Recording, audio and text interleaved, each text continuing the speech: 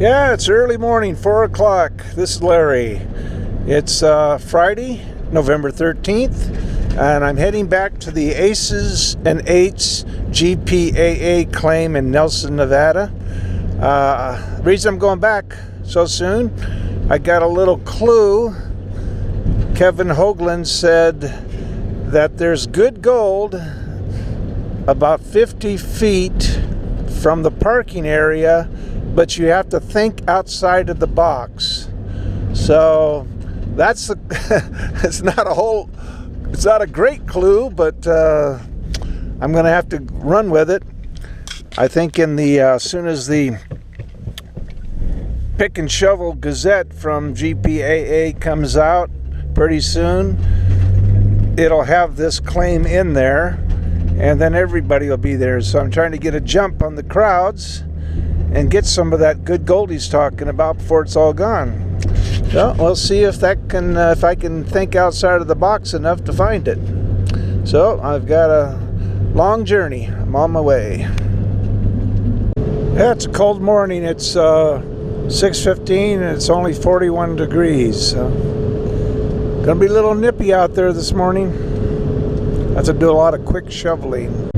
Well, I've got about let's see what I've got.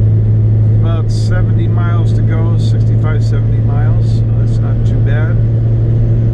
And it looks like it's going to be a beautiful day, beautiful sunny day, although it will be cold, but you know, can't have everything.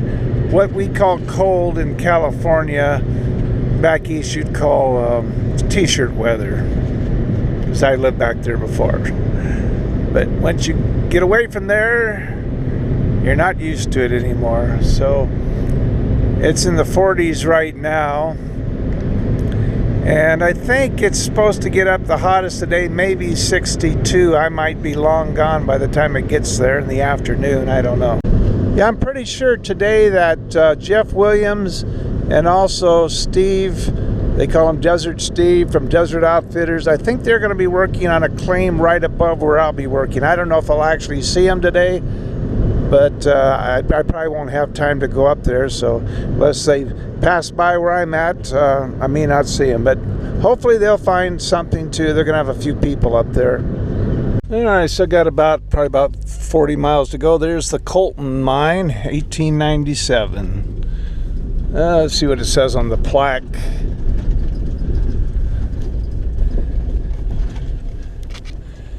George Frederick Colton and the Duplex Mine. Let's see, 1897. The earliest claim of importance in the Searchlight Mining District. Let's see.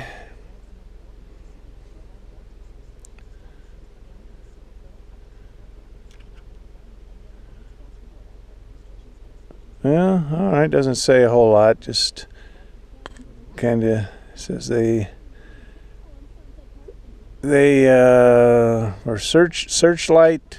The reason they call it Searchlight, this area, was either taken from a popular brand of matches or a reference to the need for a searchlight to find the gold in this region. All right. Colton Searchlight claim, New Year's gift claim, later became the Duplex claim. The Duplex mine was one of the important mines in the area, along with the larger quartzite, instead of quartzite, it's quartzite mine. All right. Another thing Kevin Hoagland said about this claim, he called it a real prospector's claim. He says you don't just walk out there and just automatically find gold everywhere.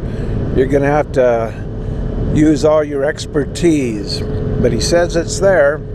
And I was there a couple weeks ago, whatever it was, and I got some samples, and I found a little bit.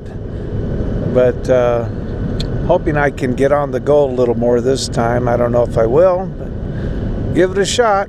All right, here's where you turn off to go to Nelson, and they've got a little monument here, El Dorado Canyon, head of steamboat navigation in Nevada. Site of the mining boom, let's see, from here runs east from here to the Colorado River. Okay, let's see. I guess they're talking about the mining district, the Tehachacup, Wall Street, and the El Dorado Rand Group yielded over $8 million worth back in the old days. Gold and silver starting in 1859. It says before the construction of Hoover Dam, this portion of the Colorado River was you're able to navigate on it, and there were steamboats and barges that would haul freight and goods 350 miles from the Gulf of California to the mouth of El Dorado Canyon and upriver. Okay. Well, I'm on the final leg to get there.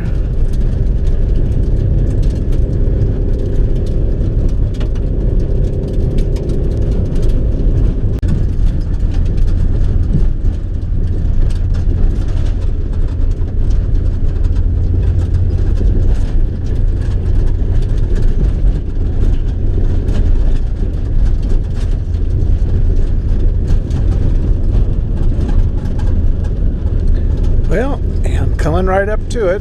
I see the stake right there. All right, I made it. Okay, pull into here. So it's about 20 to 9, so now I got to get to work. Looks like it's not too breezy out there. Well, yeah, it is up there because I want to set up the dry washer. So I got my panning station set up, dry washer all set up, tested it, it's working fine.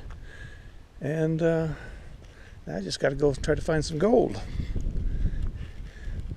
The best way, of course, if I knew exactly where it was, I'd set up the dry washer there, but I'm just going to set it up here for now anyway, and just haul the dirt back here.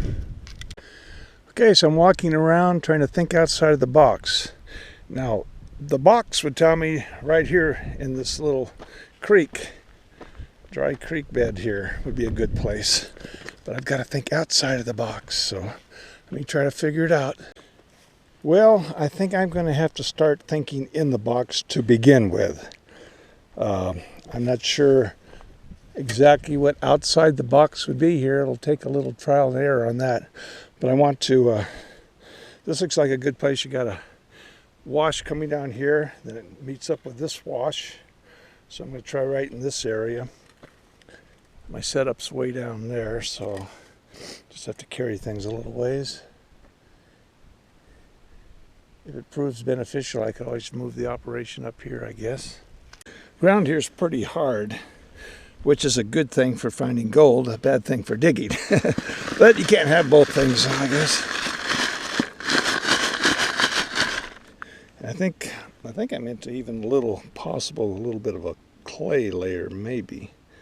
Something similar to clay anyway.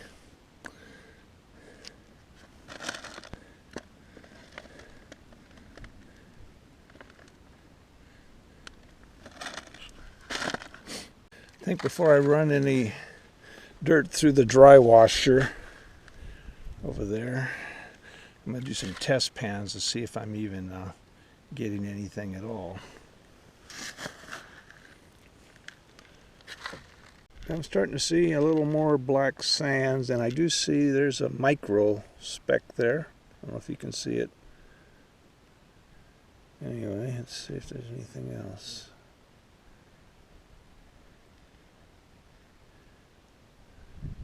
Nothing to brag about. There's another speck there. Again, I'm sure you can't see it on the camera.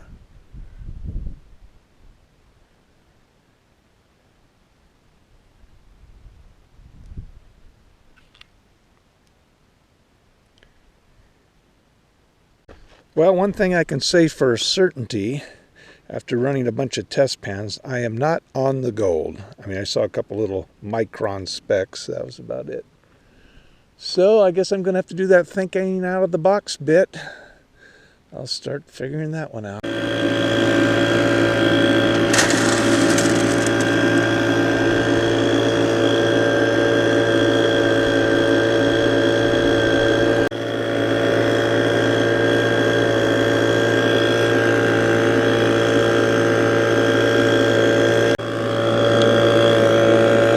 is a beautiful day out here.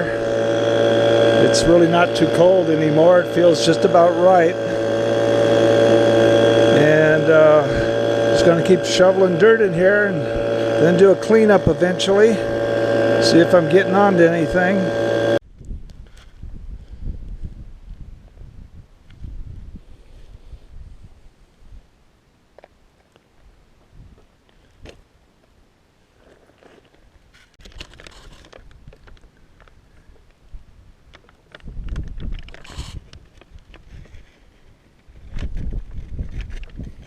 "40 acres.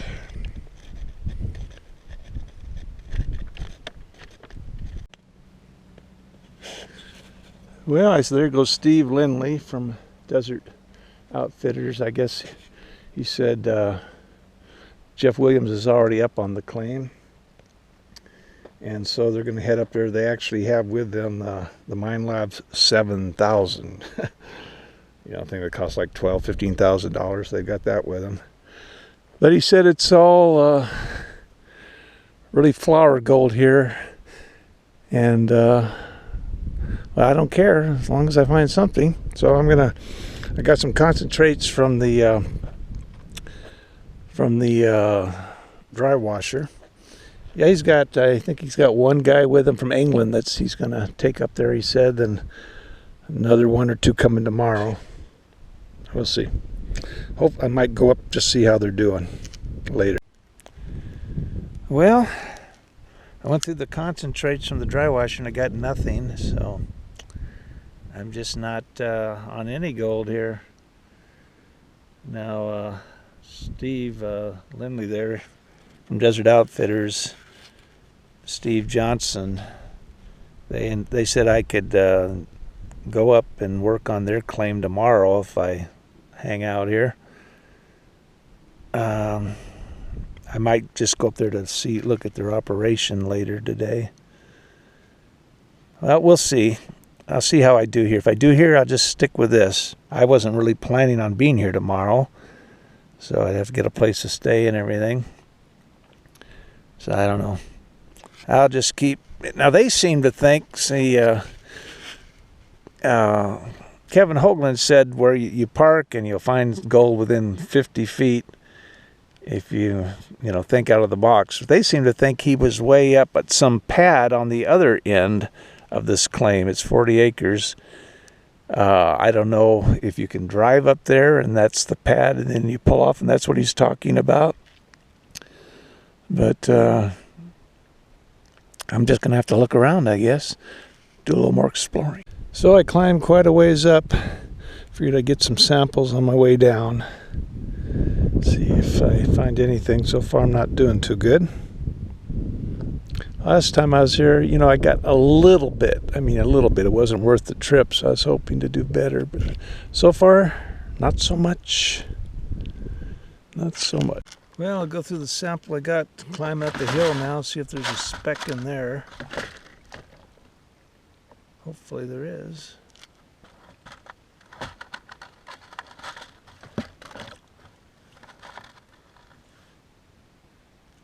Well, I'm saying goodbye to the aces and eights. I'm going to see if I can make it up this hill and see how Jeff Williams and Steve Lindley's doing on their claim up there.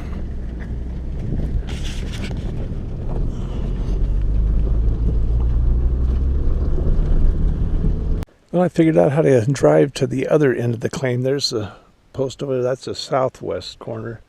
And I think the southeast may be down here. I'm going to walk. Interesting area here. And it looks like all this is a wash. And they might have like flash floods through here every once in a while.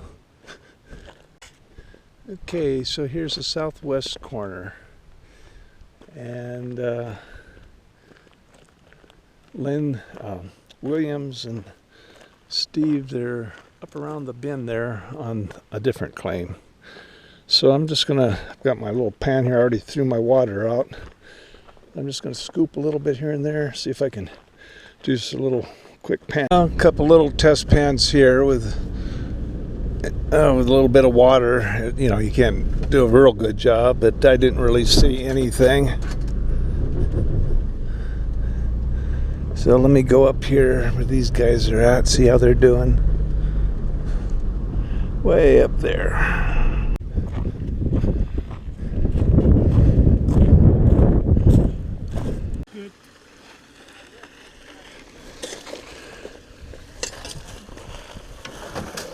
Slim's got a watchful eye over you here. Yeah, it's sort of. So you say you live in England, huh? Yeah. Well, how'd you hear about this deal?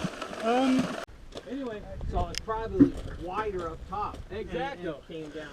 Now, where they had to dig down through all this soft conglomerate material that you see here, and you can see where they had a beam right there. There's the wood. Yeah. There's a beam there, a beam there, and a beam there. Now, so they blasted down through here, and you can see that the bedrock's up there, and then it's down here. So you got this about 50 to 60 degree angle. They put a collar in, and of course, obviously they either tore it out or they wrote it away, and I'm standing on it. So one or the other. So what I saw when I was out here is I got this bedrock shelf right here. That's solid bedrock, and this is where they actually started to blast. So, and of course it petered out down there. And the only thing that makes me nervous is if you go behind here, you'll see a deeper shaft with a plug on it. Oh. And it goes at a 45, so I'm literally standing on top of it. Okay. It'll be a little uneasy, but I'll be fine because I'll grab on. You're used to it. So you can grab on Steve and pull him down. I thought, oh, this is a good opportunity to get some of that virgin ground on bedrock, which is this right here. This is all bedrock. See that? I mean, this is almost a perfect scenario because I'm down here below the bedrock, so I can scoop off of it instead of trying to get it into my bucket. So what I'm doing is I'm looking. See where that's real hard? Yep. It looks like it hasn't been messed with in forever. And then right above it, I got these loose gravels right here. And I'm not sure if that is coming from the mine dump because it's so soft. Or after it's been washed out, it's Right. been washed back in. So what I was doing was I was just pulling directly off of this. And I don't know if there's anything in this. It looks like flow sand. So I was just ignoring that. So, and that's what I'm doing. I'm just tunneling up under here, this way, spreading out over the top of this bedrock. And this is super solid, so if you're coming down here and you slip, just jump on this. So, and I don't think this is gonna give, because both of us were jumping up and down on it. You see the old ladder right here? Yeah. I'm sure it goes down and starts to angle, and I don't know why they cut this one and then cut that one. I don't know if this was first and then that one second, or vice versa. It's hard to tell. But it's really odd they'd have two shafts side by side. And my theory on why the shaft is there is you got quartz veins that are running at a northwest strike. Okay. So if you notice, they pulled those veins out over there. You can see where they actually tunneled to get some of them out. They got gold in them. I sampled them. I know there's gold in them. My theory is, just because of the way it looks, is that they came in over here, dropped the shaft down, got way up underneath those quartz veins, then they cross-cut this direction to get up underneath them and start coming up. Oh. That's my theory because I'm looking at the mine dumps, and that's what it looks like. And there's a lot of pyrite in that ore too. I don't like that. I want that pre-mill oxidized gold. What kind of mineral mostly is the gold in here?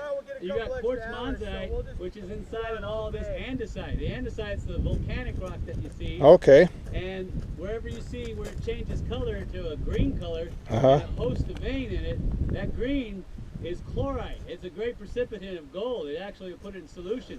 So what? Does it go down that way? It did at one time, it looks like. Yeah, it looks like it started to arc this direction. Now, this one's sitting on top of that one, the one that's right behind me, which is kind of odd. Why would they sink two shafts next to each other?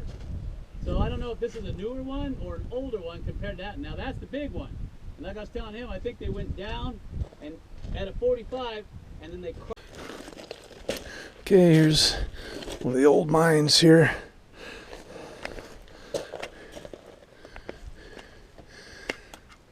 Lode mine.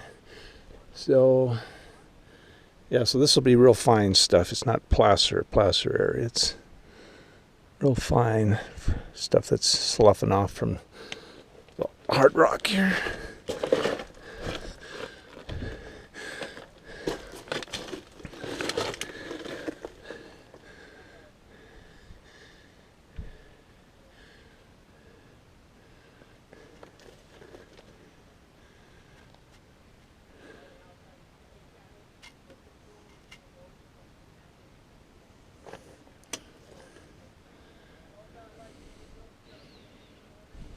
Here's another one. You can see the timber in there.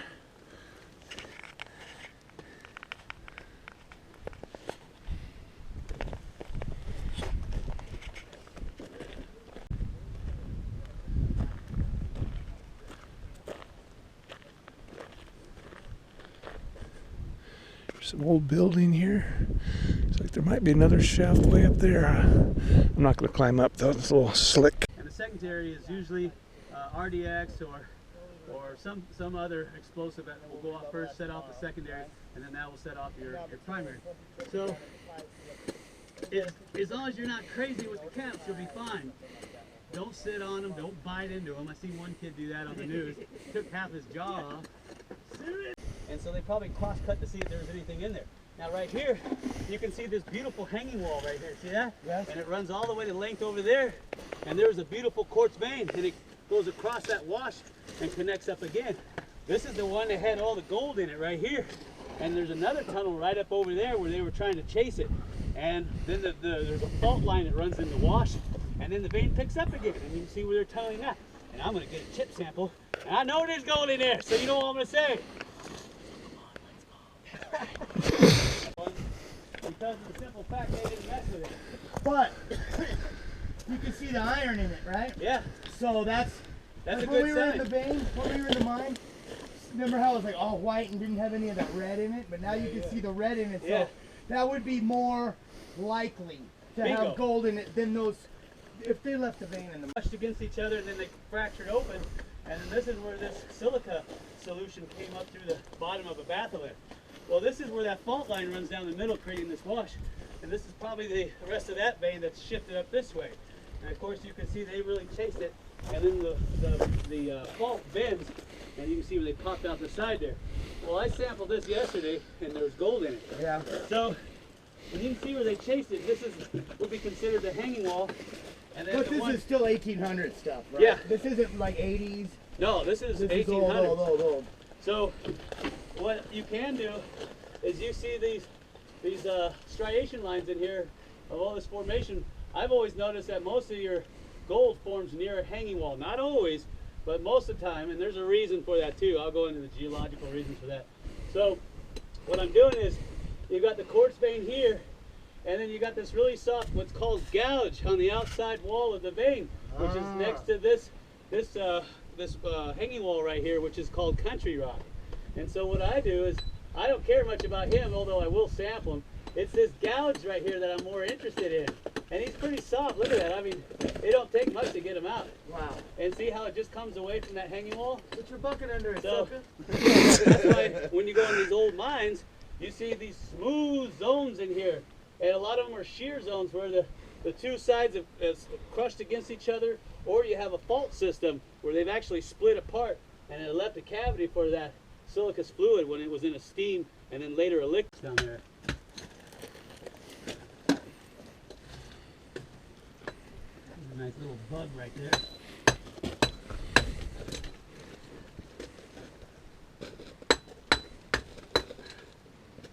See that bug? A bug is a pocket or a cavity in solid rock. It's usually created by a steam pocket that's inside of it when the quartz veins are forming, and then it leaves a space behind after everything is cooled and solidified. So if you're gonna dig this out, you just try to Yeah. go right up in this, between these two Yep. different contact zones. Exactly. Right in there. Yep. And see this nice green? That's from the chloride in the rock. Anyway, this is all I'd be concerned about right here. And like I said, most miners know this is, and I won't explain why yet, tomorrow I will. Most of the mineralization is going to be in your hanging wall, not the foot wall. This is your foot wall here, and this is a hanging wall. Hanging wall is always the one that looks like it's going to fall on you. Okay. And so that's why you notice that they left the hanging wall behind and they blasted out the foot wall. They only cared about the minerals against the hanging wall. See that? That's why it's still there. Right. So, and I don't know why they left this here. Maybe the gold content ran out, or maybe maybe they moved on to better claims. I don't know. Oh yeah, it looks like it dipped down. Yeah. The floor and the ceiling. Yeah. Now, see that piece of the root matter coming out of the ceiling? Notice how it's moving? Yeah. Well, that's what I tell people to look for when you're in a mine. If you see movement, that means airflow, which means you should be all right. If you've got dead air in here, and you have methane or you have carbon dioxide or you have any type of gases that were trapped in there for whatever reason, you're going to suck it up and die. And if you're in 1,000 feet, forget it, you'll never make it out alive. So I tell people, always look to see if there's positive airflow. You can see crystallization in there, and what happens is the solution will form on the outer walls first and start to form in towards the center. Like calcium building up. Exacto. Well, a lot of times you'll see the gold deposit in the very center line. Really? Or on the very outer edges. That's how most miners will say, we're only looking at the gouge or the very center. Because when the gold is forming, that's going to be the last place for a pocket. And gold and, of course, lead will always solidify out last. So this would be worth crushing. I'd take a look in it. We're in a gold bearing area. I got some iron in there. But this was a liquid solution, if not a steam solution at one time. I got a question. When it does this, you know that crystalline wire gold, would it grow in something like that? If it has a pocket, or how does that? Plus, you like doing this to take your frustrations out. Yeah. God damn, Steve. Mother! A second time. A lot of guys will do that. If you're just doing an initial grind and you don't want to waste a lot of time, this is the way to do it. If you start finding gold, oh yeah, I'm running it back through again and get a more accurate sample. I saw this. Give me a new one. What? I know we can pick one of those up. Unfortunately, those don't go bad. Mortar and pestles? Yeah, No. usually you buy one and that's your... Yeah, Jeff Williams said he just raced by and he didn't know that was me earlier. He saw somebody dry washing out there, and he says, "What's that guy dry washing that down there for? There's nothing there." So he's been all over those hills, so he was right. I guess there's some gold there someplace on that claim, but I don't know where it is. I didn't find it. I have the feeling it's more at that other end, right? Because just doing those quick little pans with a water bottle. I think if there isn't anything, it would be over there. But I'm wondering if there's much of anything. So I guess it's all settled. I am going back tomorrow on Steve's claim this time for another round. It's just like I say, there's like flour gold there, real fine stuff. It's just what's broken off from the low mine areas is what it is. It's not like a placer area.